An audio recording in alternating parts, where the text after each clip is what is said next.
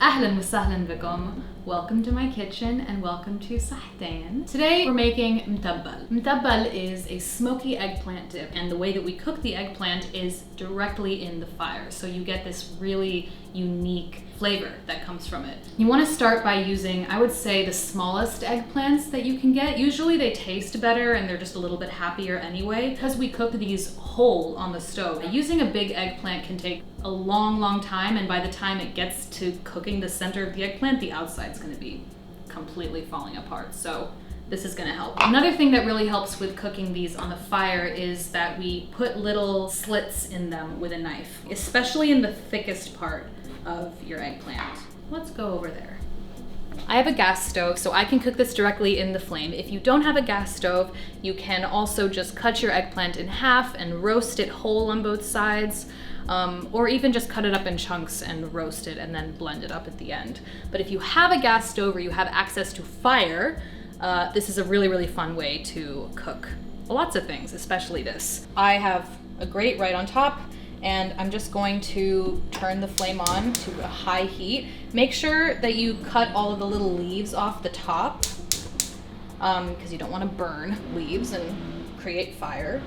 We're going to use some metal tongs to just watch this, and you want to keep it kind of centered on the fire. I would say start on the thickest part of the eggplant and try to get that cooked first. The skin's going to start to get really wrinkly like this.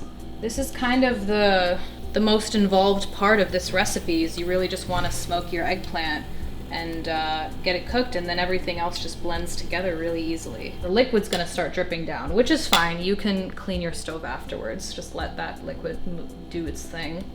I try to just do it one side at a time and not have to turn it back because it drips on itself, but like, you know, c'est la vie. That's what it's gonna do, you know. This can take anywhere from 15 to 20 minutes or a little bit more if you have a bigger eggplant, but just watch it. It helps to take your eggplants out of the fridge early so that they're not put right on the flame cold, because that's gonna take them even longer to cook. I have done this without making incisions on it, but it really does help, I've realized, to do this. When you don't put incisions in it, you end up having sometimes like raw eggplant on the inside, which is like not cute. So if you have a grill, you can put them right on the grill in the back and then close it up, and then they'll really smoke up and just get really nice. Smells so good. The top is as cooked as I can get it. Everything's mushy on the inside. It's already starting to come out. I'm gonna just move this one to the bigger flame for a second. So let's take that boy, drop our fire, and those are our 2 eggplants smoked. Now these are way too hot to touch, so we can just leave them to cool down. That's it. That's kind of the hardest part of this whole thing. Now we just get to blend stuff. I'm going to be using a blender, Nutribullet, to blend this up. If you don't have a blender or a food processor, you could definitely just chop everything up as finely as possible and mush it together, and it would still be lovely. The eggplant is still cooling down a little bit. I'm just going to take it and chop it straight down the middle so that it can release a little bit of steam. Oh my gosh, it's really soft. Good job, Nadia. Good job. Do a little T even if that helps you to open it up more. There you go. So we've opened these up and let them steam a little bit so they're not too hot to touch now. And just want to take a spoon and just scrape all of that eggplant meat out of there. As much as possible without getting the skin, because the skin is just completely set on fire. So you don't really want to eat that. And then we're just going to put it right into our blending vessel. Definitely don't try to do this while it's still super hot and just came out of the fire. Like, you will burn your fingers. Not worth it. You can put in anywhere from 2 to 4 garlic cloves, whatever you like. I am going to put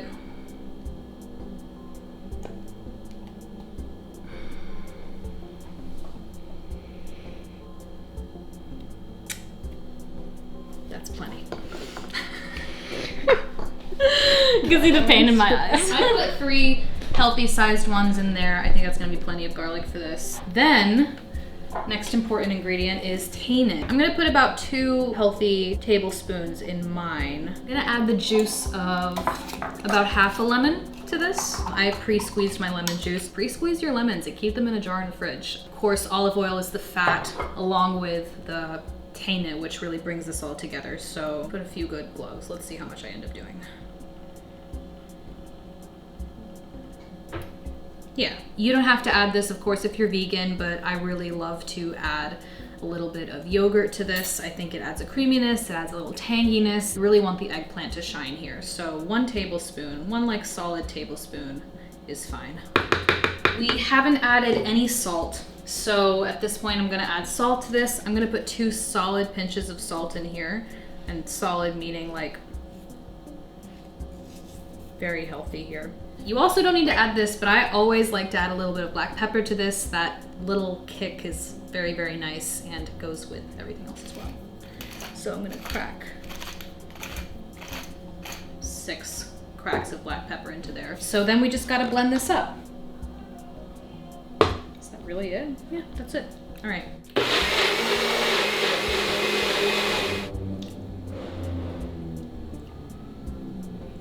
Good amount of garlic. I am going to just chop up some parsley as a garnish on top.